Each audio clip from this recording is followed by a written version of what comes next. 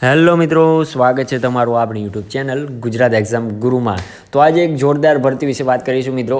પાણી પુરવઠા વિભાગની આ ભરતી રહેવાની છે, જેની અંદર કોઈ પણ જાતની પરીક્ષા વગર, કોઈ પણ જાતની એક્ઝામ વગર તમારી આ શું કહેવાય ભરતી થવાની છે અને તમને જોબ મળી રહેવાની છે। પગાર પણ ખૂબ જ સારો એવો છે।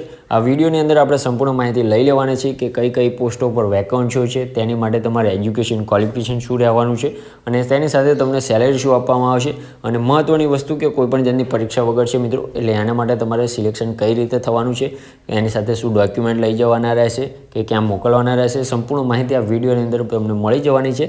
આવી જ ભરતીની અપડેટ તમને સૌથી પહેલાં મળતી રહે તે માટે આપણે વોટ્સઅપ અને ટેલિગ્રામ ગ્રુપમાં અવશ્યથી જોડાઈ જજો, જેની લિંક આપણે વિડીયોના ડિસ્ક્રિપ્શનમાં આપેલી છે મિત્રો। તો વધુ ટાઈમ તમારો નહીં લઉં, ફટાફટથી ચાલુ કરી દે આજનો આપણો આ વિડીયો। તો ફટાફટથી સૌથી પહેલાં આપણે ઓવરવ્યૂ લઈ લઈએ, ત્યારબાદ આપણે સ્ટેપ બાય સ્ટેપ સંપૂર્ણ માહિતી જાણી લઈશું। તો સૌથી પહેલાં આપણે ઓર્ગેનાઇઝેશન એટલે કે ભરતી સંસ્થા વિશે વાત કરીએ। તો ભરતી સંસ્થા આપણી રહેવાની છે પાણી પુરવઠા અને ગટર વ્યવસ્થા બોર્ડ। ઓકે, બધાને ખ્યાલ જ હશે। પોસ્ટની વાત કરીએ તો મલ્ટિપલ પોસ્ટ છે, નીચે જણાવી દઈશ કઈ કઈ પોસ્ટો પર વેકન્સીઓ છે અને કેટલી વેકન્સીઓ છે એ પણ। મોડ ઓફ એપ્લાયની વાત કરીએ તો ઓફલાઈન રહેવાનું છે, તમારે જે ડોક્યુમેન્ટ છે મોકલવાના રહેશે, કયા સરનામે મોકલવાના છે એની સાથે કયા ડોક્યુમેન્ટ પણ મોકલવાના છે, સંપૂર્ણ માહિતી તમને આ વિડીયોની અંદર મળી જવાની છે। જોબ લોકેશનની વાત કરીએ તો ગુજરાતની અંદર જ તમારું જોબ લોકેશન રહેવાનું છે। અને સેલરીની વાત કરીએ મિત્રો તો એઝ પર પોસ્ટ તમારી સેલરી રહેવાની છે। ઓકે, તો એલિજિબલ ક્રાઇટેરિયા જોઈ લઈએ અને સાથે સાથે એજ્યુકેશન ક્વોલિફિકેશન પણ જોઈ લઈએ। તો પહેલી જ આપણી જે પોસ્ટ હતી બી એન્જિનિયર તરીકેની, એટલે કે બી એટલે કે બેચલર ઓફ એન્જિનિયરિંગ જેને કરેલું હોય તો એની અંદર તમે બી કરેલું હોવું જોઈએ સિવિલ એન્જિનિયરિંગની અંદર, જેની અંદર તમારી સેલરીની વાત કરીએ તો 15,000 સેલરી જ આપવામાં આવશે। ત્યારબાદ બીજી આપણી પોસ્ટ છે ડિપ્લોમા એન્જિનિયર તરીકેની, જેની અંદર તમે ડિપ્લોમા સિવિલ એન્જિનિયરિંગની અંદર કરેલું હોવું ફરજિયાત રહેવાનું છે, જેની અંદર સેલેરીની વાત કરીએ મિત્રો તો 12,000 તમને આની માટે સેલેરી આપવાના છે। ઓકે, એજ લિમિટેશનની વાત કરી લઈએ મિત્રો તો 18 થી 35 વર્ષ તમારે આની અંદર એજ લિમિટેશન રહેવાની છે અને જે ગવર્મેન્ટ નિયમ મુજબ છૂટછાટ મળે છે એ પણ તમને આની અંદર મળી રહેવાની છે મિત્રો। વેકન્સી ડિટેલની વાત કરીએ તો બંને પોસ્ટ માટે અમને ક્લેરિફાય કર્યું નથી ઓફિશિયલ નોટિફિકેશનમાં, એટલે આપણે આના અંદર પણ જણાવેલ નથી।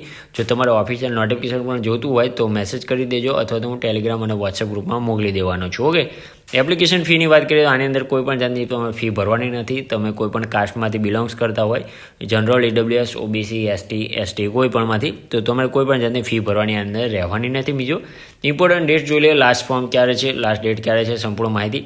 તો આની અંદર નોટિફિકેશન રિલીઝ ક્યારથી થઈ છે તો 27 સપ્ટેમ્બર એટલે કે આવતીકાલે જ ગઈકાલે જ નોટિફિકેશન રિલીઝ થઈ છે।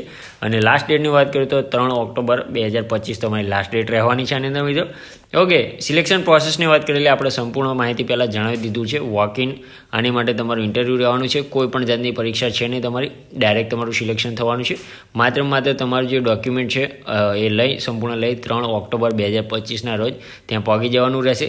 તારીખ તમને જણાવી દીધી છે 3/10/2025, ટાઈમ છે સવાર 10 સાંજના 6 વાગ્યા સુધી।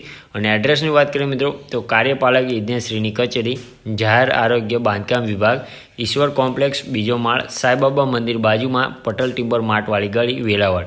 તો આ એડ્રેસ ઉપર તમારે આ ટાઈમે અને તારીખે પહોંચી જવાનું રહેશે।